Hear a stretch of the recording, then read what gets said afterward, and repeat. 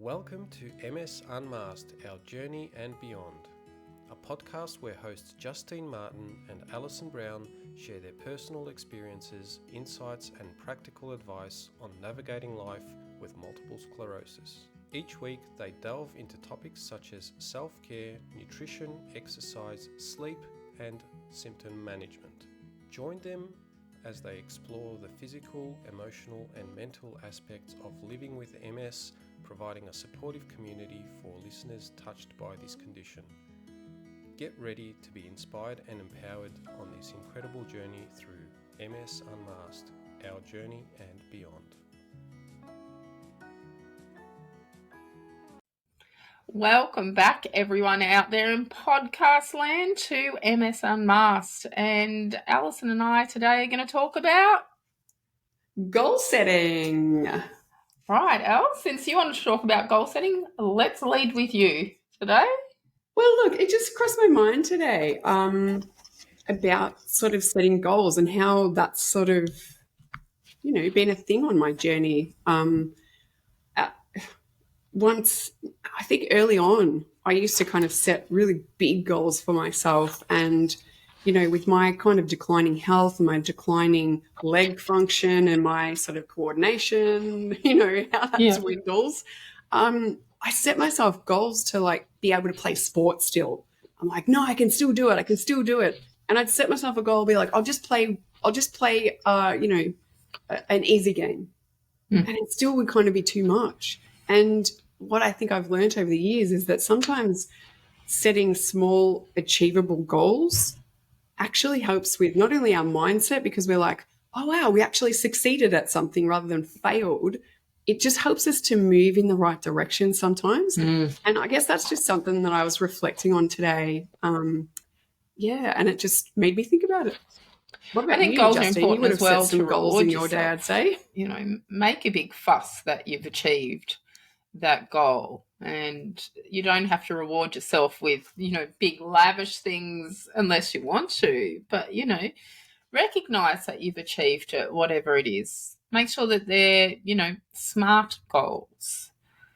Celebrate your successes is critical. Yeah. How do you celebrate yours? What do you do? Oh, look, sometimes I'll just make sure that I'm doing something fun that, maybe I wouldn't necessarily make time for it, or even go for a massage. Sometimes I don't make time for that, but I'm like, you know what? I deserve that today. I'm going to go get a massage or get my nails done, or just something small. I know a lot of people will go down the path of, eating that piece of cake that, you shouldn't, but you sort of go down that path. I don't usually have food-based rewards for myself because it flares up my symptoms. Same.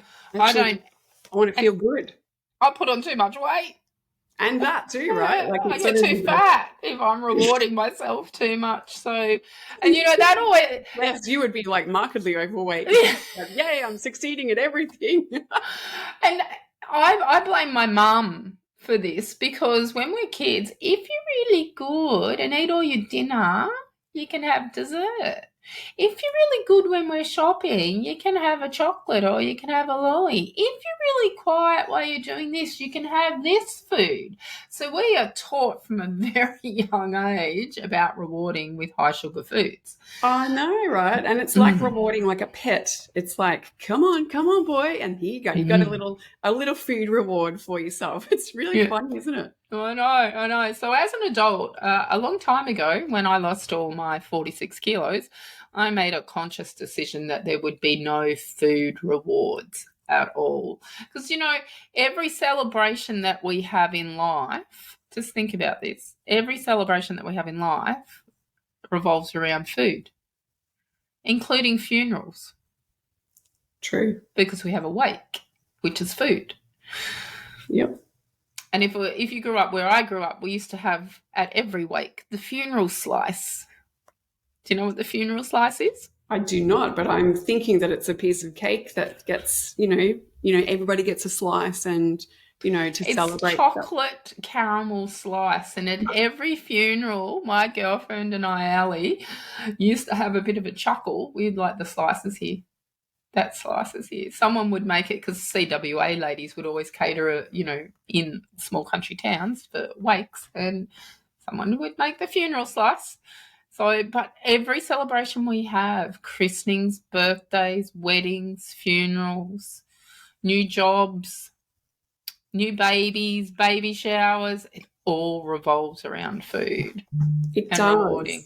And honestly, so my husband's family is Polish, and they love their cake. At any celebration that you have, it always has cake. Or if you're going over there, it has to be coffee and cake. Or if you're doing something, it's got to be coffee and cake. It's just a thing that they do.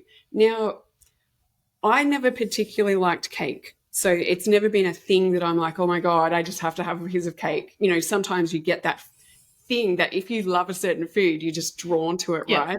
And I never had that for cake, which is fortunate for me.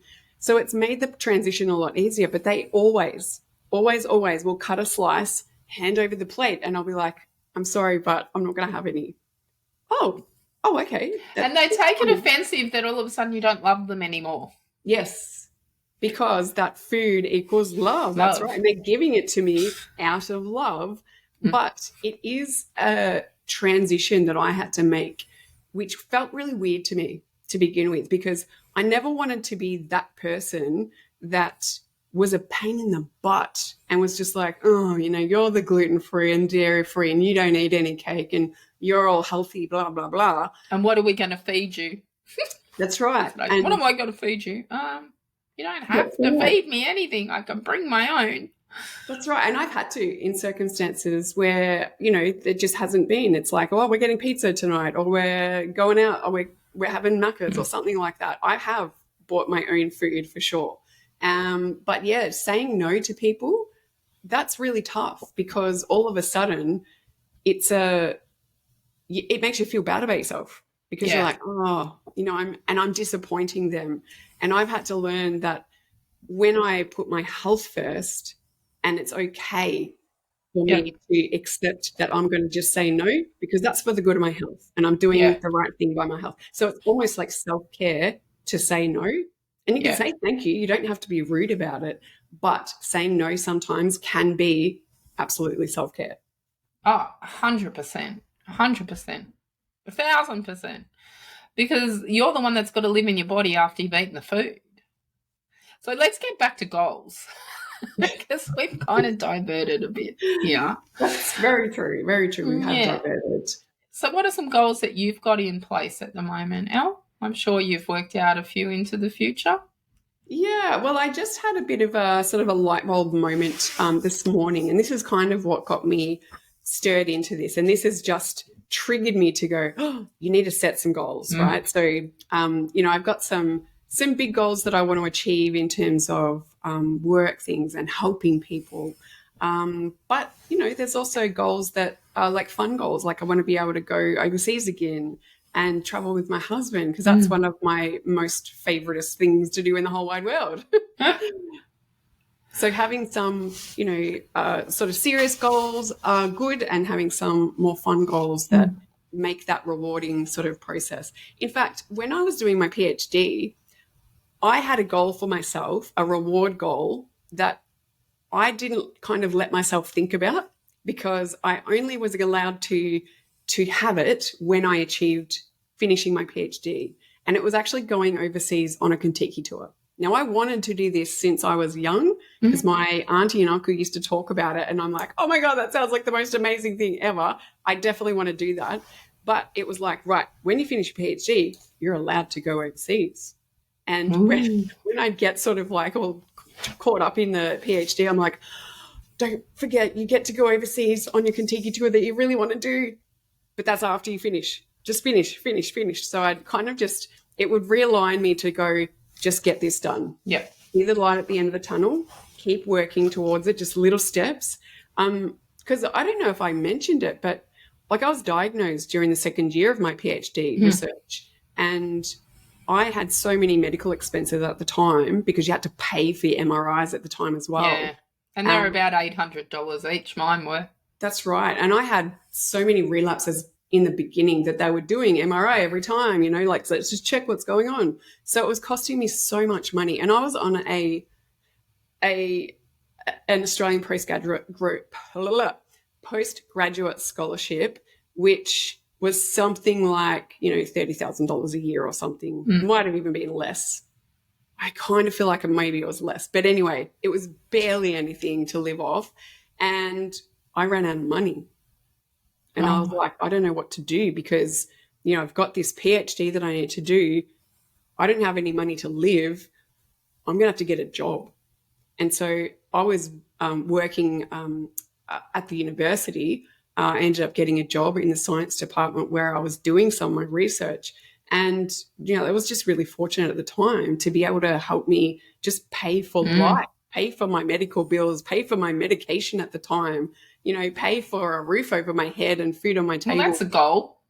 It was incredible. And I had to basically do my PhD studies on my weekend, on my downtime, because I didn't have any other time to do it because I was working full time.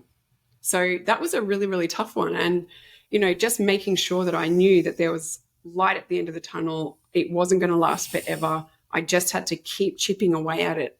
And that's kind of the thing. I feel like just chip away a little bit today, maybe leave it till tomorrow, a little bit, just little steps at a time. And, if you don't give up, you get there. Persistence rather than perfection is my motto. Just be persistent at it. And, you can have a goal set, but it's not set in concrete. And just realize that, life gets in the way and you just adapt and modify and redefine that goal again. I mean, I have daily goals, weekly goals, monthly goals, 3 monthly, 6 monthly, 12 monthly, and then into the future. So lots and lots and lots of goals because I like that structure.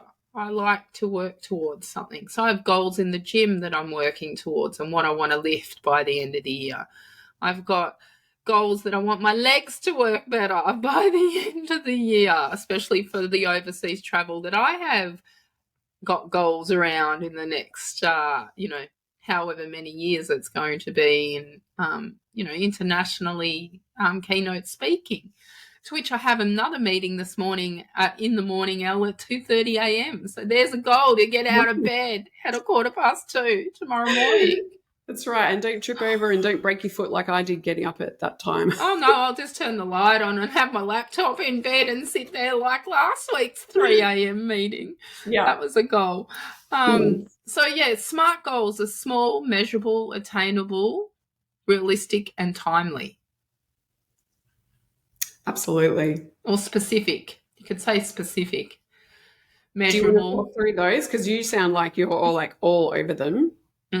So when you are setting a goal, be smart and specific on it. So really get down to the nitty-gritty of what you want to achieve in that goal. So a goal that I have by Monday is to write 2 chapters for 2 different books.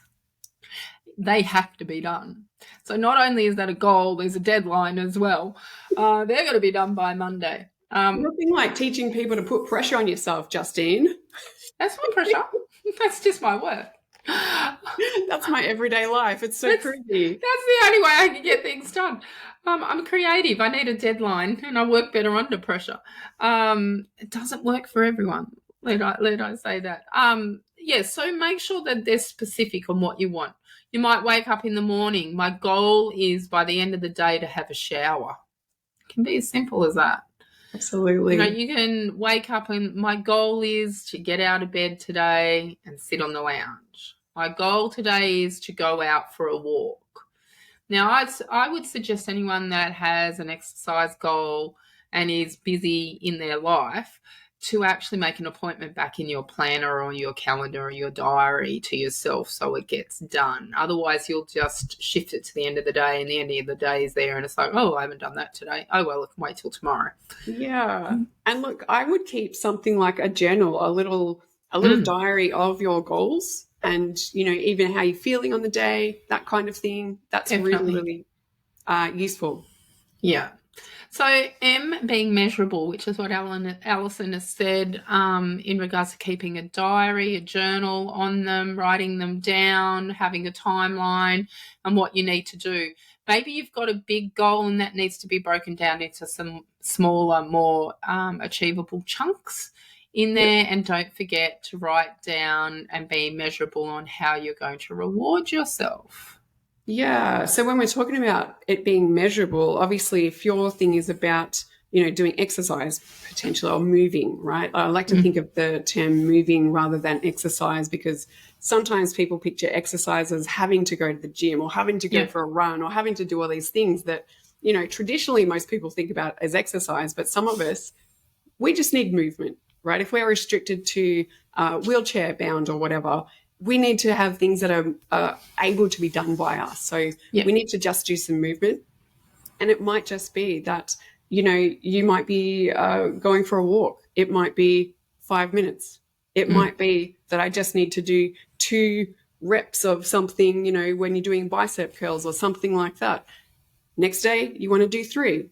Next day, you want to do 4. You want it to just gradually step up.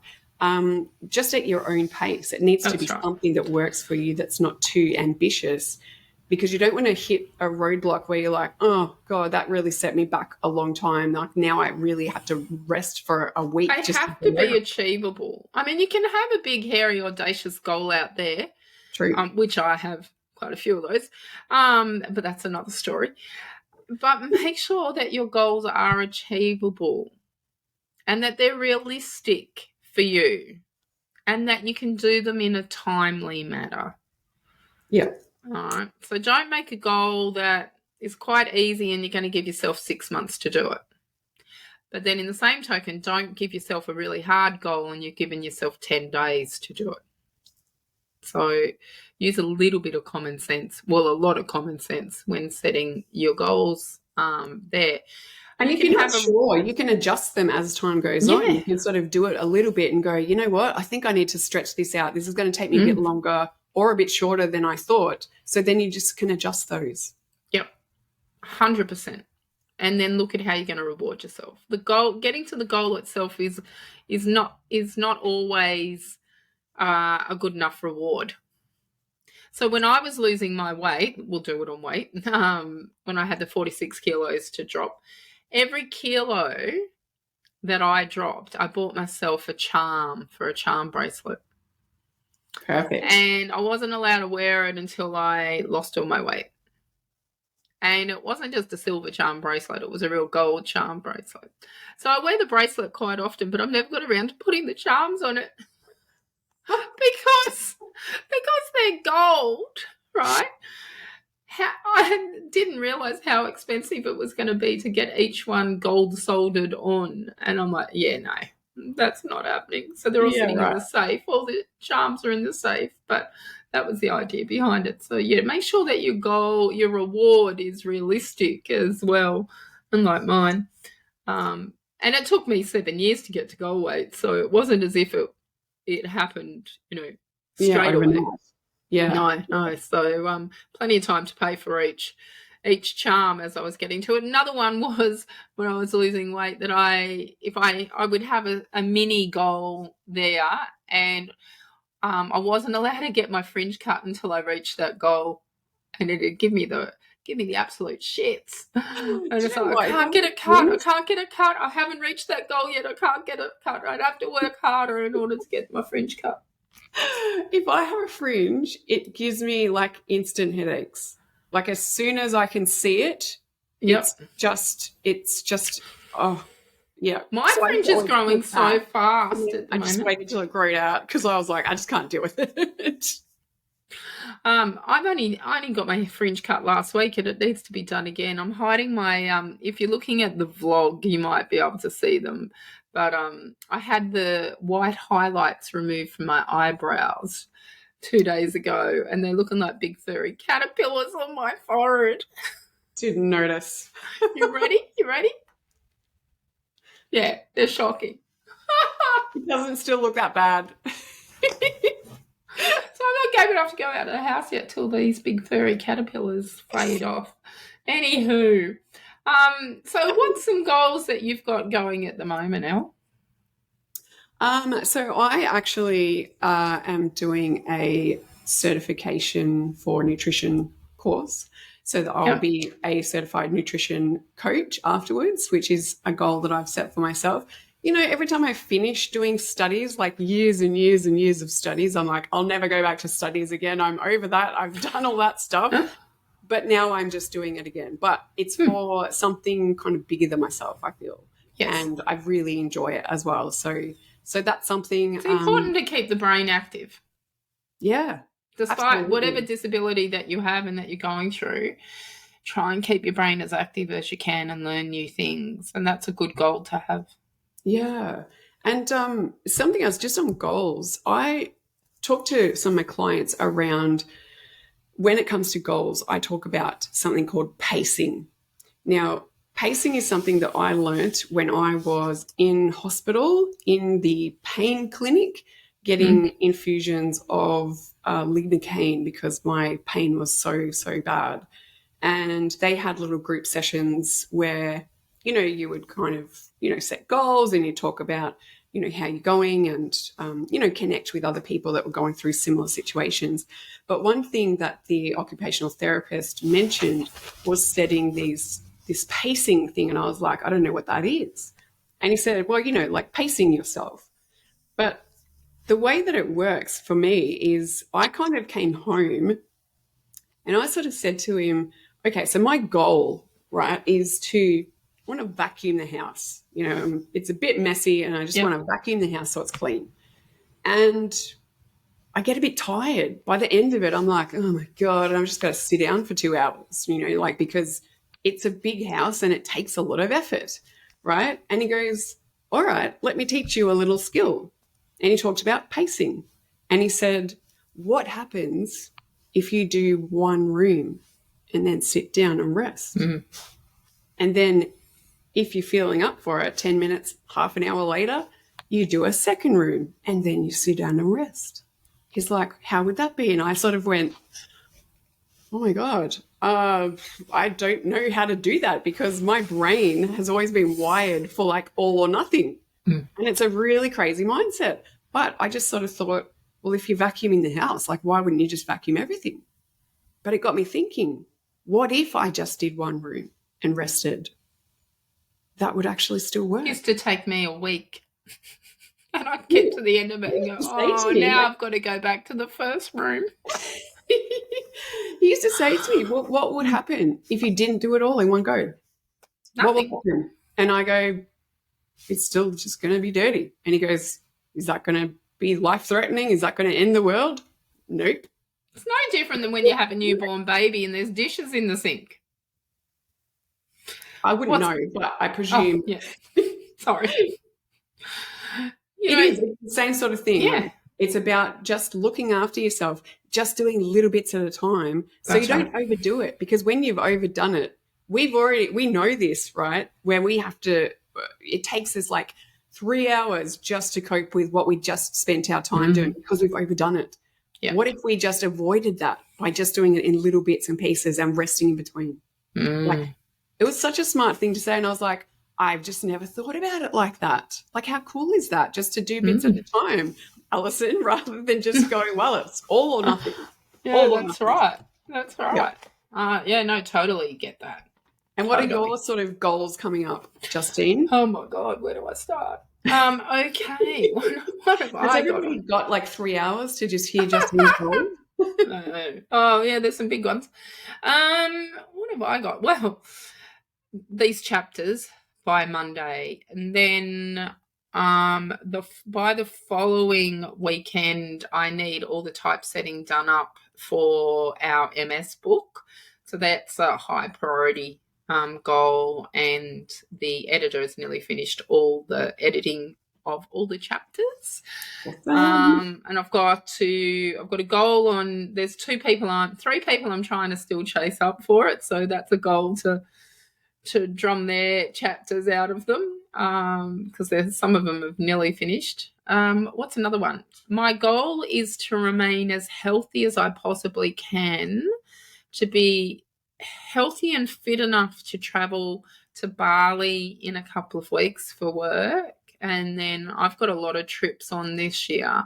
So trying to remain as fit and healthy as I can, and just prioritizing different things in my life around that. So no going out and partying in the middle of winter, so to speak.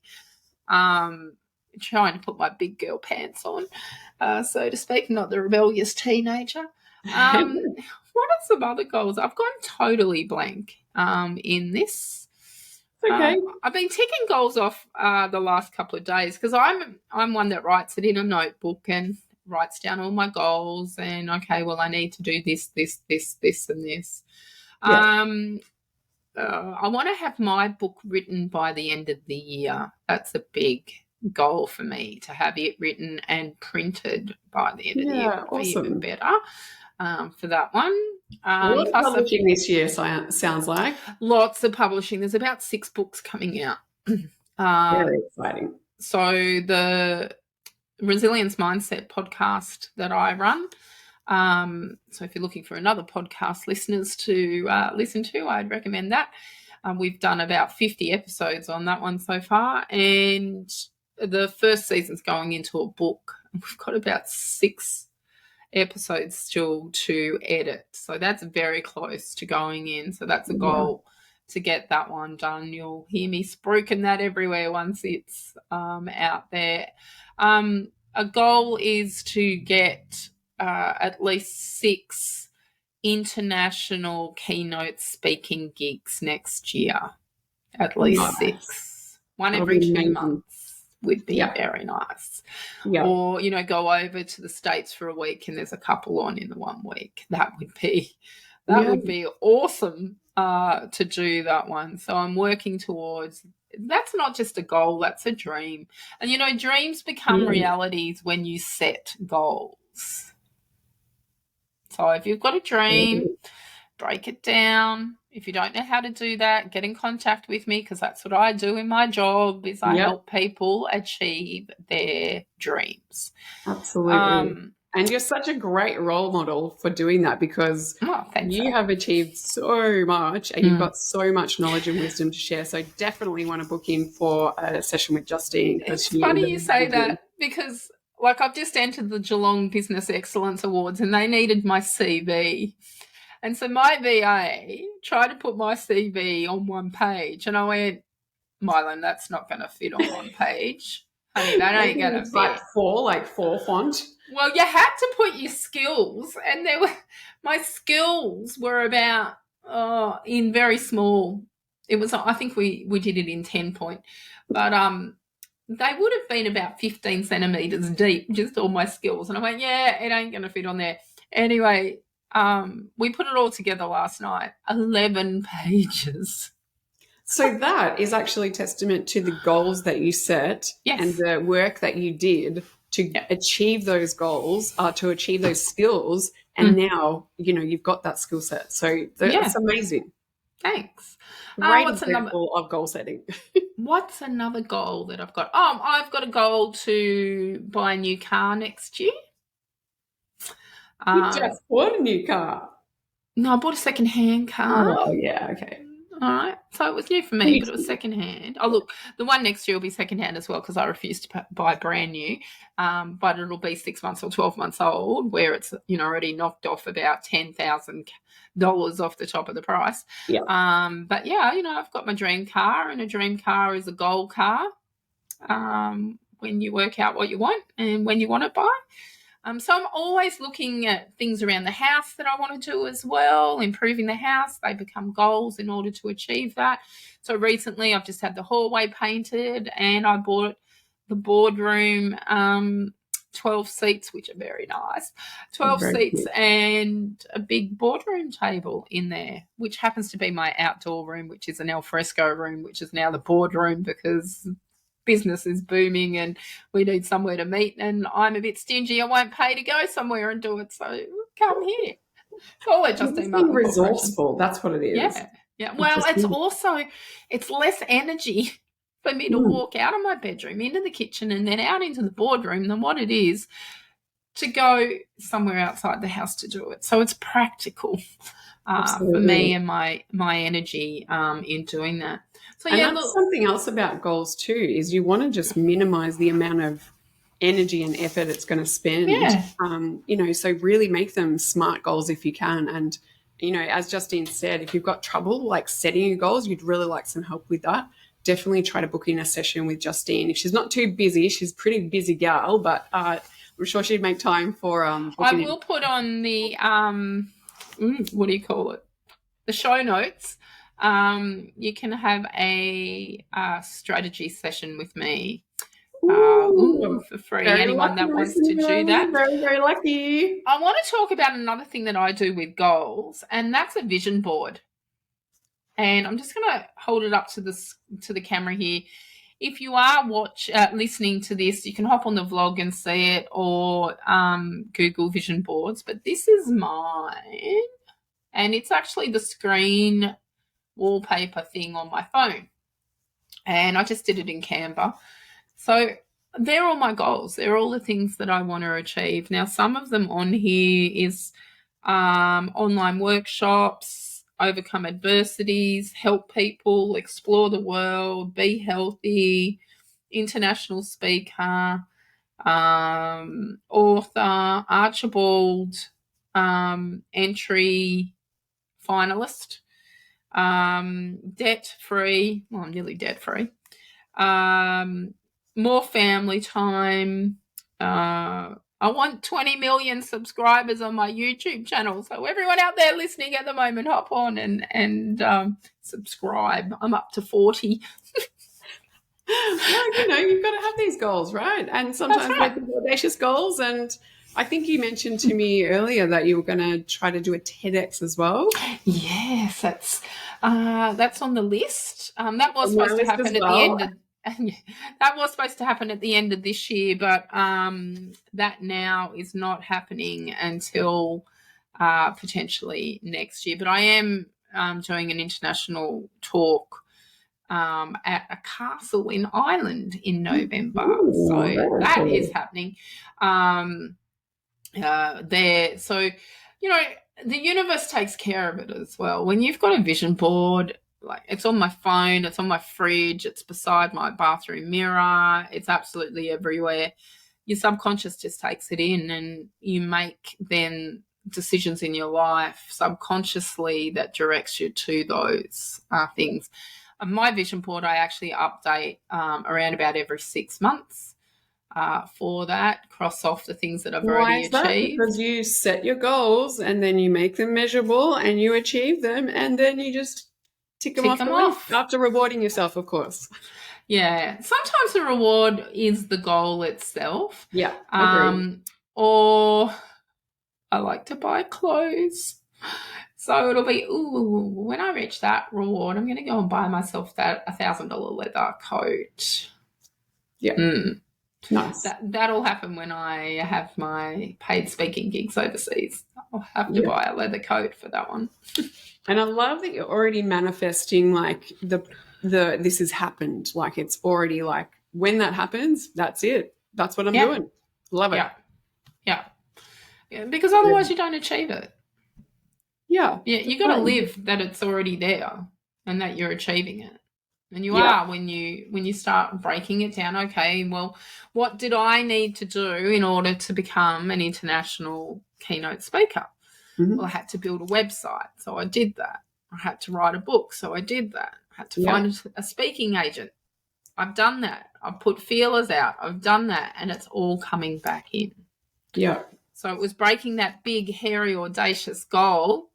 If someone came along and went, oh, yeah, I'm going to be an international keynote speaker, that's done nothing. It's like, okay, well, that's a big, hairy, audacious goal. Break it down now into some smaller goals and make them realistic and timely and specific in order to reach that end goal, that end mark from it. So I'm surprised you're about the only one, Elle, that hasn't said to me, do you need someone to come with you? Don't you need a carer to come with you? In Ireland? No, not Ireland, in America. America. Oh, well, definitely. You know, I'm happy to come with you for sure. But yes, no, I will not overstay my welcome. You know.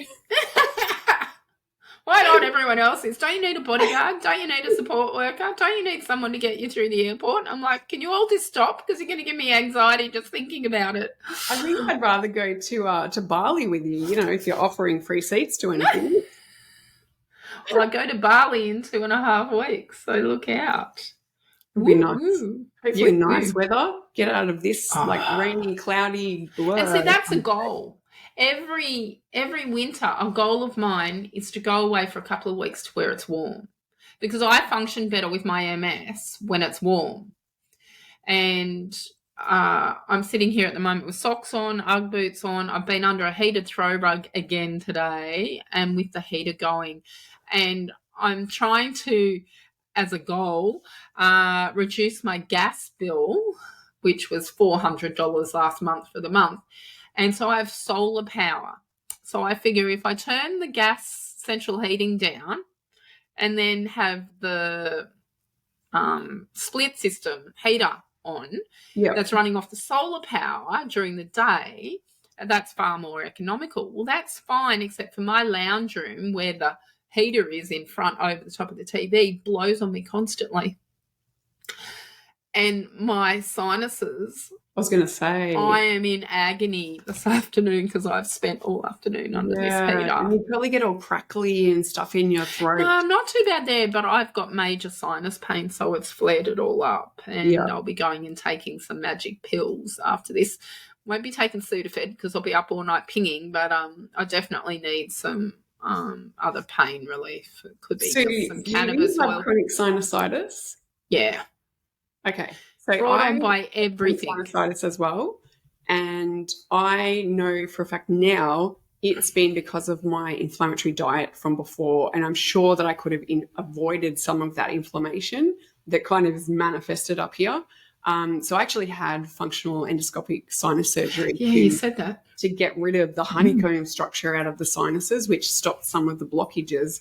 But, you know, it's still probably a problem because that, you know, your body gets used to this kind of stuff. But, you know, that certainly has been helpful to me in the past. But I'm sure, 100% sure that my diet and lifestyle that was inflammatory in the past has led up to that path for sure. Yeah. And look, mine has as well with the mast cell activation syndrome. That is a symptom of long COVID and MS as well, so they now tell me. So, yeah, just any environmental change will set it off, and sitting underneath the heater today has definitely done that. I know that my diet's been on point. Thank you. Yay. Proud of you. Thanks. But, yeah, my face is just killing. And, you know, I'm wearing glasses more and more and more nowadays. And so the pressure of where they're sitting as well, just excruciating. But my headache seems to be a little bit better. I've spent all day on the computer typing, and so that eye strain through there as well is never good. But it's getting me to my goal. That's right. And maybe even try some blue light blocking glasses, which can stop some of that strain as well. That's what these are. Okay, perfect. Yeah, got those. But I'll go tonight, after this, and irrigate. So I fess my nose twice a day, if not 3 times a day sometimes. So for those that don't know what that is, it's a bottle with a spout on the top, and you mix up a saline warm water into it, and then you squirt it up one nostril and all the crap comes out of the other one, and then repeat the other side. And don't do it without the saline. Don't just use normal tap water. You need the pH balance of that saline to go through those nasal cavities in there and irrigate it out. They've been a real game changer for me in the past as well. And I ended up buying like a big packet of those saline solutions. Oh, yeah, me too. I buy them in the 100 or 200 pack, whatever the big pack is. And because I travel to Townsville so often to see the kids, I've actually got one up there in their bathroom. So my walking stick's up there. I've got my saline up there. I've pretty sure I left some shoes up there last time, which I'm gutted because I'm going to need them for Bali. But anyway, I'll have to go and buy another pair of shoes for Bali. But yeah, it's a pain and it hurts. But what do you do? Anyway, Elle, I think we're up in time today. Yes. Well, I think next time we'll have to address any questions that have been sitting there. We forgot to do that today. I'm sorry, people. But we definitely will address those next week. We will. We can maybe solely address those next time rather than having a topic to talk about. Sounds good to me. Get started. Because I know there's been a few questions come in. But yeah, it's been an absolute pleasure to have a chat with Justine and just hear about her goals and how amazing. And yours. Yeah, it's been really, really great. All right, Allyson. Well, until next week, I'm going to set some more goals and achieve those between now and then. And I'll let you all know next week whether I achieve that writing one and get them both done. Listeners, you stay healthy, set some goals. We'd love to hear what goals that you've actually set and how you're rewarding yourselves and when you've achieved them. So until next time, everyone, stay healthy. Tired of chronic illness and fatigue? Everheal's guided diet and lifestyle programs can help you reclaim your energy and transform your health. Visit everheal.com.au for a free health assessment today. With over 11 years public speaking expertise, Justine thrives on delivering a powerful and empowering keynote to audiences of all sizes. From a packed room of 500 people to an intimate gathering of 50 people, Justine will command the room with her inspiring journey and engaging anecdotes. Email hello@justinemartin.com.au to book Justine for your next event.